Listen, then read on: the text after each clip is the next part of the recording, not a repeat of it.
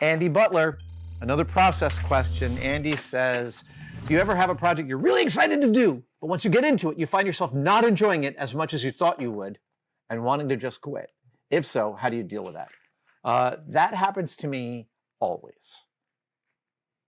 There is always a gulf between expectation and reality. And frequently, all right, I'll give you an example. I recently had, here we go. Hold on.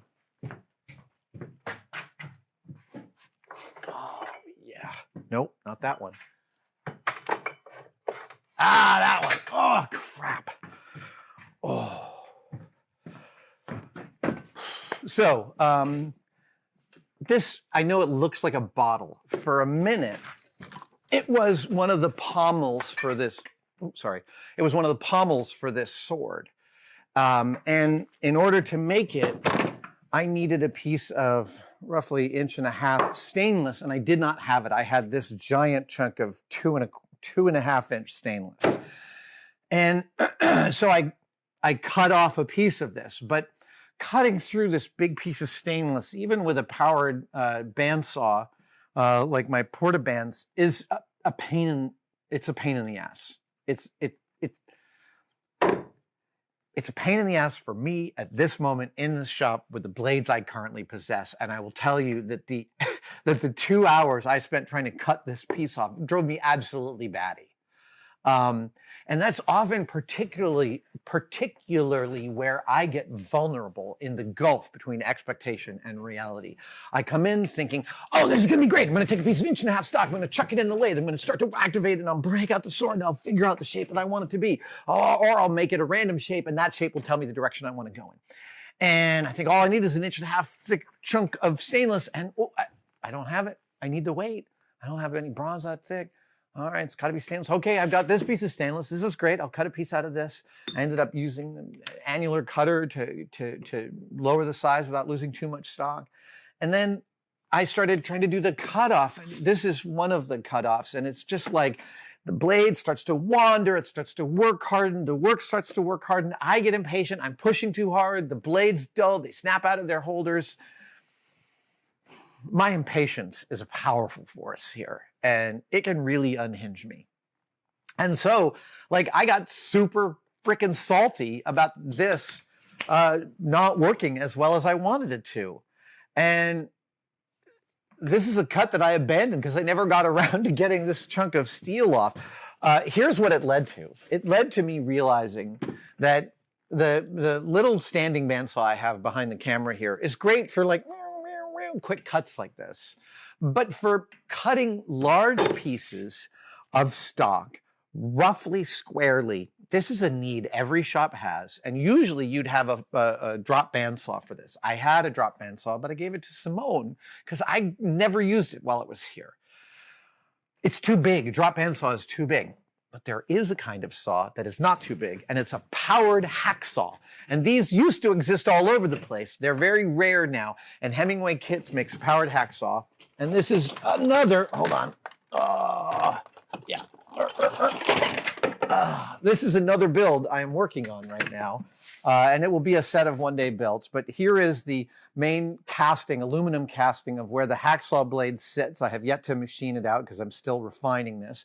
But this is basically a motor with a right-angle worm drive and a cam that will go here. And it will drive this back and forth and cut through material like this. Slowly, but accurately. And I need exactly that kind of solution in this shop.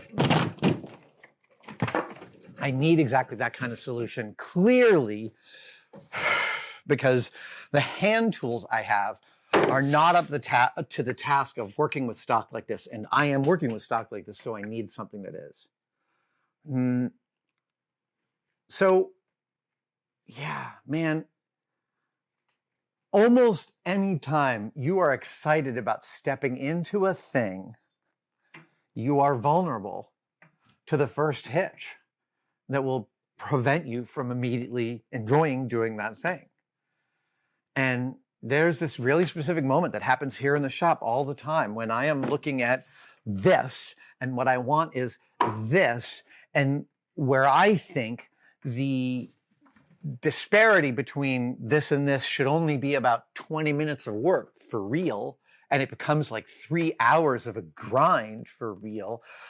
Yeah, I get like pissed off to a degree that I sometimes have to like, go walk around for a bit, sort of like reset my head and come on back and be like, all right.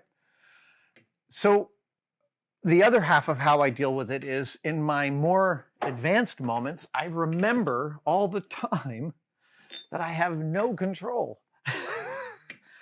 And that there is always going to be a part of every single build in which I am so mystified, I wonder what the hell I'm even doing there. It really is just part of the process. I hope some of my experience with that is helpful, Andy. JV asks, if you were locked inside your dream prop workshop for 24 hours with one other prop maker, who would you want it to be, and what would you want to make? Well, that is a hard one. I mean, there's so many different things to make. I could make a spaceship with John Goodson and John Duncan.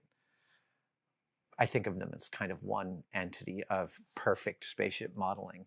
Or it'd be building a spacesuit with Ryan Nagata, or making some foam armor with Bill Duran or Beverly Downen, or Calvin Crunchy. There are so many people I want to play with in that regard. It could be making some new thing for the house with Simone, who's just become one of my favorite designers of all designers of things.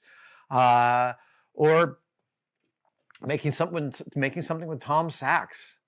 Look, the grace of my life is that I do get to work with each of these people on different projects, and that I'm able to call them friends and colleagues. It's impossible to say what I would. There is no